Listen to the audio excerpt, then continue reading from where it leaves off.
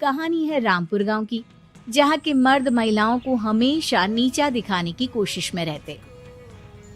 अरे अभी तक खाना नहीं आया, क्या मुझे एक और शादी करने की जरूरत है? नहीं जी नहीं, ऐसा मत करना, वरना मैं कहाँ जाऊंगी। खाना लेकर मैं अभी आई जी। गांव की पंचायत में भी फैसले हमेशा औरतों के खिलाफ ही रहते। मैं जो फैसला सुनाता हूँ वो भगवान की आज्ञा होती है। इस लड़के ने अपने मन से शादी करके अच्छा नहीं किया। लड़के को घर भेज दो और इसकी शादी इसकी जाति की किसी लड़के से करवा दो, लेकिन ये लड़की, इसे तो गांव के बाहर निकाल दो। नहीं नहीं जमींदार साहब, ये क्या बोल रहे हैं? ऐसा नहीं हो सकता। मेरी बेटी मासूम है, इसे अच्छे बुरे की समझ नहीं है। अरे कहाँ जाएगी ये बेचारी? कहाँ जाएगी? इतनी चिंता है तो पूरे परिवार का गांव निकाला कर देते हैं। बेचारे पूरे बसे बसाए परिवार को गांव छोड़ना पड़ता है।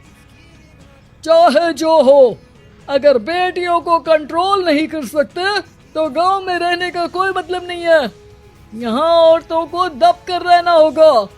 कोई भी अपने हिसाब से कुछ नहीं कर सकता, सब ईश्वर की मर्जी से ही होगा। तभी गांव का एक आदमी दौड़ा दौड़ा आता है। सरपंच साहब, जमींदार साहब, वो कालिया है ना, उसकी बेटी पढ़ने के लिए शहर जा रही है। अच्छा, ये कब हो गया? और कालिया की हिम्मत कैसे हो गई ऐसा करने की? लेकर आओ उसे और उसकी बेटी को। बस फिर क्या था, हाजिर हो जाते हैं कालिया और उसकी बेटी सरपंच के सामने। अरे कालिया, ये क्या सुनने में आ रहा है? बेटी को इंजीनियर बना रहा है तू? और ये बता, गांव में तो स्कूल नहीं है, फिर कहां से इतनी क्लास पास कर गई तेरी बेटी? राधा, जो कि कालिया की बेटी है, उसे लगता है कि सरपंच उसकी तारीफ कर रहे हैं। सरपंच जी, मैंने ऑनलाइन पढ़ाई की है, डिस्टेंस लर्निंग से। सभी में मैंने अच्छे नंबर पाए हैं, जिसे देखते हुए शहर की इंजीनियरिंग कॉलेज में मुझे स्कॉलरशिप मिली है। वाह जी वाह, क्या होती है ये? पहले तो ये बताओ, फिर आगे की बात करते हैं। पूरा गांव राधा की बात सुन रहा था और राधा बोलती जा रही थी।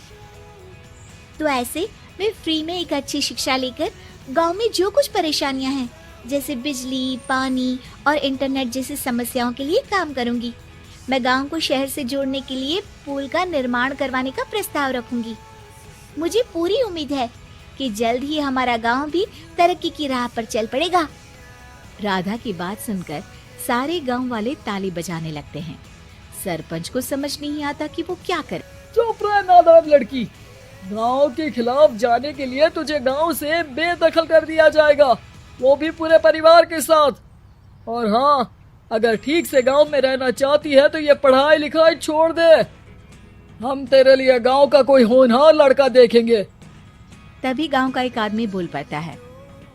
अरे नहीं नहीं सरपंच जी, राधा बिटिया जो बता रही है, अगर वैसा हो जाए तो हम लोगों को पैसा कमाने के लिए बाहर नहीं जाना पड़ेगा।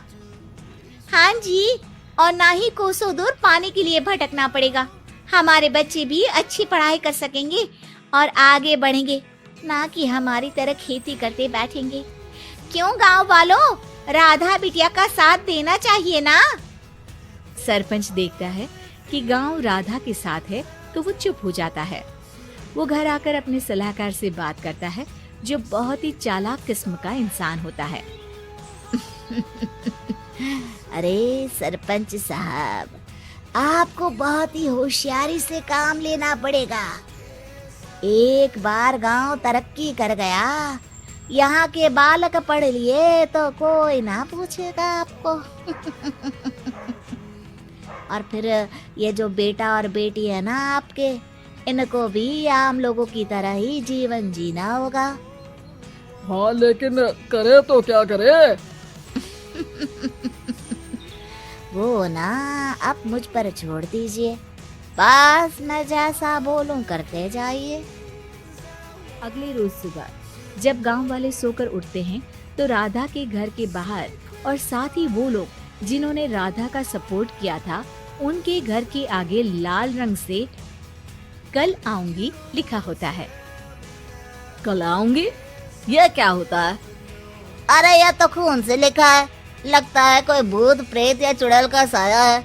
चलो सरपंच जी के पास चलते हैं। सभी सरपंच के पास जाकर उसे सारी बात बताते हैं।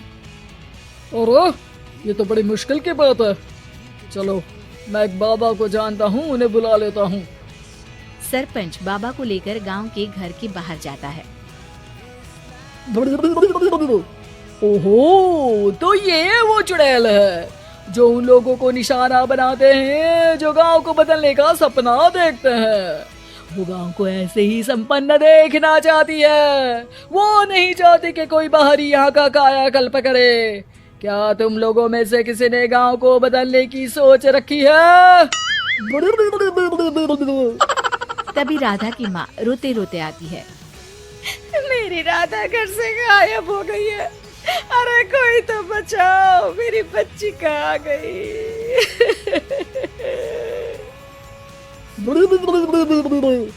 ले गई वो चुड़ैल, तेरी बच्ची को ले गई। अब वो उसे श्रापित करके छोड़ेगी, उस पर चुड़ैल का साया हो जाएगा।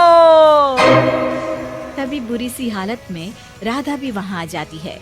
उसके बाल चुड़ैल की तरह फैले होते हैं और कपड़ों में खून लगा होता है। सभी राधा को देखकर डर जाते हैं। माँ, पता नहीं मुझे कौन उठा कर ले गया था। अरे दूर दूर हो जा चुड़ैल, अब हम लोग इस गांव में नहीं रुकेंगे। अरे कैसे बातें कर रहे हैं आप? कल तो आप मेरे भरोसे गांव का हुलिया बदलने, अपने बच्चों को पढ़ाने और तरक्की उन्नति की बात कर रहे थे, तो आज क्या हो गया आपको? ये फिर तुम लोगों को बहकाएगी। ये चुड़ैल गांव में आ चुकी है, ऐसे ही ये तुम्हारे घर के बच्चों को भी ले जाएगी। गांव वाले राधा को गांव से बाहर निकाल देते हैं। उसके माँ बाप रोते रहते हैं, लेकिन गांव वाले नहीं मानते। मैं भी अपनी बहन के साथ गांव के बाहर रहूंगा, लेकिन वो पढ़ाई नहीं छोड़ेगी। वहीं सरपंच के घर पर सलाहकार कहता है। देखा, सांप भी मर गया और लाठी भी नहीं टूटी। लेकिन अगले ही दिन सरपंच के घर के बाहर भी वही शब्द लिखे होते हैं। और फिर सरपंच की बीवी कहती है, हमारी बेटी को किसी ने अगवा कर लिया है। तभी राधा का भाई वहाँ आ जाता है। अरे गांव वालों, मैंने सरपंच जी की बेटी को देखा था। वो चुड़ैल उसे उठाकर ले जा रही थी। अरे क्या मजाक कर रहे हो? नहीं नहीं सरपंच जी, आप नहीं जानते। वो चुड़ैल अब आपकी बेटी में आ जाएगी, जैसे राधा के अंदर आ गई थी। तभी सरपंच की बेटी वैसी ही हालत में वहाँ आती है जैसे राधा आई थी। पापा, पता नहीं कैसे मैं गायब हो गई थी। चुड़ैल, इसके अंदर भी चुड़ैल का साया है, मारो इसे। अरे नहीं नहीं, इसे भी राधा के पास गांव के बाहर ही भेज दो। अरे चुप रहो, मेरी बेटी कहीं नहीं जाएगी और चुड़ैल वुड़ैल कुछ नहीं होता है। अरे कैसे बात कर रहे हो सरपंच जी? आप तो बोल रहे थे कि आपका फैसला भगवान का ज्ञान होता है, तो अपने पर बात आई तो अब आप ऐसे बोल रहे हैं। अरे ना ना ना, आपको अपनी बेटी को त्यागना ही होगा। अरे बुलाओ बाबा को। राधा का भाई बाबा को ले आता है, जिसे अब गांव वालों के डर के कारण सच बोलना पड़ता है। मैं कोई बाबा नहीं हूँ, मैं तो मोची था। ये सलाहकार महोदय ने मुझे कहा था एक्टिंग करने को। अब वो मुझे पैसे देने वाले हैं। अब मुझे माफ कर दो। गलती हो गई, मुझे माफ कर दो।